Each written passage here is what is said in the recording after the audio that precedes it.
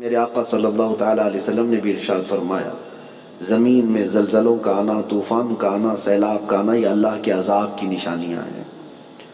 اللہ تبارک و تعالیٰ کے بڑے عذابات میں سے ایک آیت تو آپ مشہور سنتے ہوں گے، اذا زلزلت الارض زلزالہا، پوری سورہ ہے زلزال۔ زلزلہ کس کو کہتے ہیں؟ جھٹکے۔ آپ کی نظر میں تو صرف ارتھ کوئک ہے، ہزار سائنس جو ہے ترقی کر چکا ہو، لیکن یہ بھوکمپ، ارتھ کوئک، ان سب کے آنے سے پہلے وہ کبھی خبر نہیں دے پاتے۔ ہو جانے کے بعد وہ بتاتے ہیں کہ کتنے مقدار کا زلزلہ تھا، کتنا تیز جھٹکا تھا، اس کو ناپ کر کے تو بتا دیا جاتا ہے۔ قرآن میں جس زلزلے کا ذکر ہے، اذا زلزلت الارض زلزالہا، یہ آیت سن کر کے ہمارے امام اعظم ابو حنیفہ رحمۃ اللہ علیہ مغرب کی نماز سے لے کر کے جو روتے رہے تو رات گزر چکی تھی، پوری رات ان کی داڑھی سے آنسوؤں کے قطرے ٹپکتے تھے، مصلی بھیگ جاتا تھا اس ایک آیت کو سننے کے بعد کہ اللہ کیا فرماتا ہے اس میں، جب زمین ہلا دی جائے گی، اذا زلزلت الارض زلزالہا واخرجت الارض اثقالہا، اور زمین اپنے اندر بوجھل چیزوں کو باہر نکال دے گی، سب نکل جائے گا۔ لیکن اس آیت میں جو زلزلے کا ذکر ہے وہ سب سے لاسٹ، فائنل اور بڑا زلزلہ ہے جو قیامت کے قریب ہوگا۔ اس وقت پوری دنیا کی زمین ہلا دی جائے گی، وہ ایک علاقے کی نہیں، ایک ملک کی یا ایک خطے کی نہیں۔ اس سے پہلے مفسرین فرماتے ہیں کہ قیامت آنے سے پہلے بہت زلزلے آئیں گے۔ اب حدیث رسول میں آپ کو سناتا ہوں، امام بخاری رضی اللہ تعالیٰ عنہ نے اس حدیث کو اپنی بخاری شریف میں نقل فرمایا۔ اللہ کے حبیب صلی اللہ تعالیٰ علیہ وسلم نے ارشاد فرمایا، جب امانتیں ضائع ہونے لگ جائیں، زنا عام ہو جائے اور گانے بازی کی کثرت ہونے لگ جائے، حضور پاک صلی اللہ علیہ وسلم فرماتے ہیں زمین میں زلزلوں کی کثرت ہوگی، ہر جگہ زلزلے آنے شروع ہو جائیں گے اور قیامت قریب ہوگی، ایک زمانہ دوسرے زمانے سے نہایت قریب ہو جائے گا۔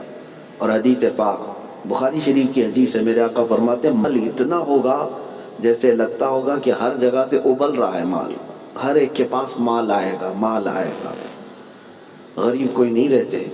آج کے حالات میں بھی دیکھیں آپ، غربت و افلاس بہت کم ہو چکی ہے۔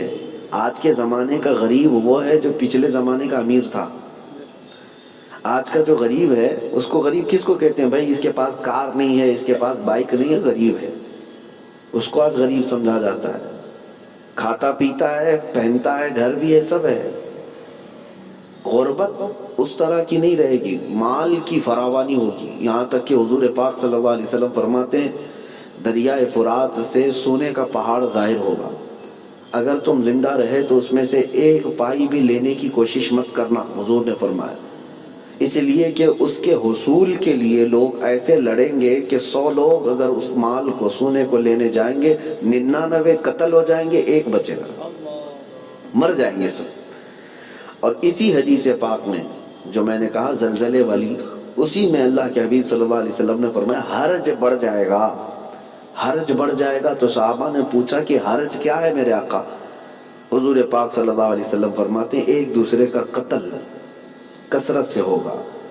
تو اس زمانے میں ہم آ چکے میرے عزیزوں، زمینیں جب ہلا دی جاتی ہیں پڑوس کی، خوف سے ہمارا دل ہل جانا چاہیے۔ حضرت عمر ابن عبدالعزیز رضی اللہ تعالیٰ عنہ 5ویں خلیفہ راشد ہیں، ان کے زمانے میں کسی ملک میں زلزلہ آیا، زمین ہل گئی، تو وہاں کے جو گورنر تھے، وہاں کے جو ذمہ دار تھے، حاکم تھے، ان کے نام پر حضرت عمر ابن عبدالعزیز نے فوراً خط جاری کیا کہ جیسے ہی زلزلہ آیا، حالانکہ وہ زمانہ عمر ابن عبدالعزیز کا تھا، عدل و انصاف کا زمانہ، ان کے زمانے میں جس جگہ پر زلزلہ آیا تھا اس جگہ انہوں نے اتنا ٹائٹ کر دیا، کہا اس پورے خطے کے لوگ کثرت سے استغفار کریں، سب استغفار میں مشغول ہو جائیں، کوئی ایک بندہ بھی نہ رہے۔ اور پھر وہاں کے حاکموں کو اور وہاں کے جو گورنر تھے ان کو خط لکھا کہ جتنا تمہارے پاس ہے سب کا سب صدقہ کر دو، خیرات کر دو، الصدقۃ تطفئ البلایا، میرے آقا صلی اللہ علیہ وسلم نے فرمایا صدقہ بلاؤں کو ٹال لیتا ہے۔ تو سارے لوگوں پر آپ نے لازم کر دیا تھا کہ استغفار میں مشغول ہو جائیں اور صدقہ و خیرات کثرت سے کرنے لگ جائیں۔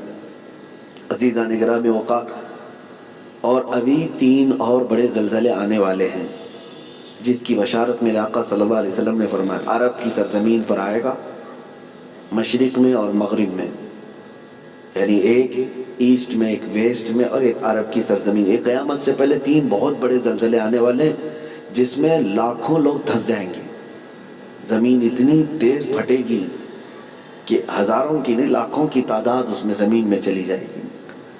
مشرق میں ہم لوگ بھی آتے ہیں، ویسٹرن میں دوسری کنٹریز ہیں، آپ کو پتہ یورپ وغیرہ، اور عرب ہے۔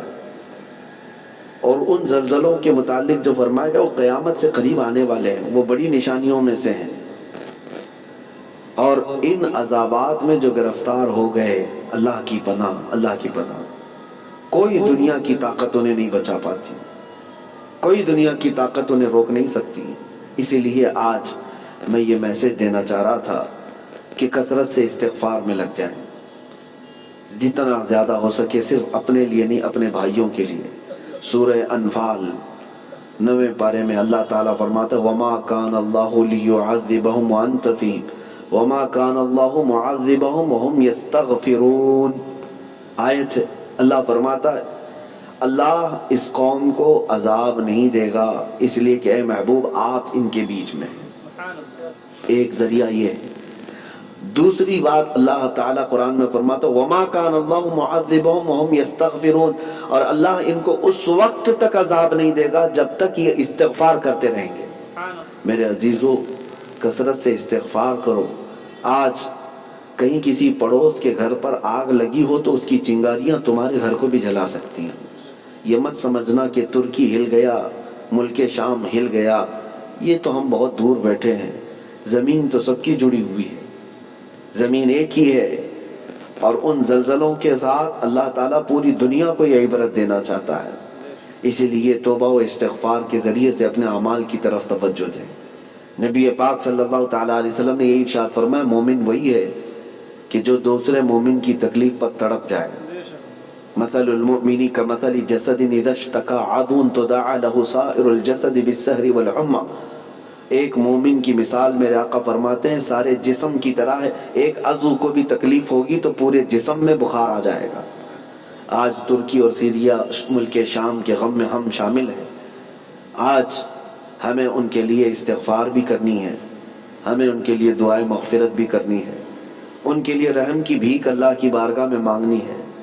میرے عزیزو، تنہائی میں اللہ تعالیٰ کی بارگاہ میں روتے گڑ گڑاتے مانگے، یقین جانو کہ آج اپنے بھائیوں کے لیے دعا کرو گے تو کل تمہیں کوئی مصیبت آئے تو ساری دنیا تمہارے لیے بھی دعا کرے گی، اور اللہ تعالیٰ دوسرے مومنین کے دلوں میں تمہارے لیے رقت پیدا کرے گا، تمہارے لیے رحم پیدا کرے گا۔ اللہ فرماتا ظہر الفساد فی البر والبحر، فساد ظاہر ہو گیا خشکیوں میں اور سمندروں میں، بما کسبت ایدی الناس، وجہ کیا ہے؟ اس لیے کہ لوگوں کے ہاتھوں کی کمائی ہے، ان کے اپنے برے اعمال ہیں، ان کے گناہ ہیں، ان کے شامت اعمال ہے۔ لیذیقہم بعض الذی عملوا، اور اللہ فرماتا ہے یہ کیوں ان کے اوپر عذابات آئے؟ تاکہ ان کو چکھایا جائے جو کچھ یہ کرتے تھے۔ اور ان کو چکھانے کے بعد مقصد کیا ہے؟ اللہ فرماتا ہے لعلہم یرجعون، تاکہ وہ دوبارہ لوٹ آئیں، تاکہ وہ اپنی پرانی حالتوں سے توبہ کر کے اچھی حالتوں کی طرف باز آ جائیں۔ اللہ کریم ہم سب کو کہنے سننے سے زیادہ عمل کی توفیق عطا فرمائے۔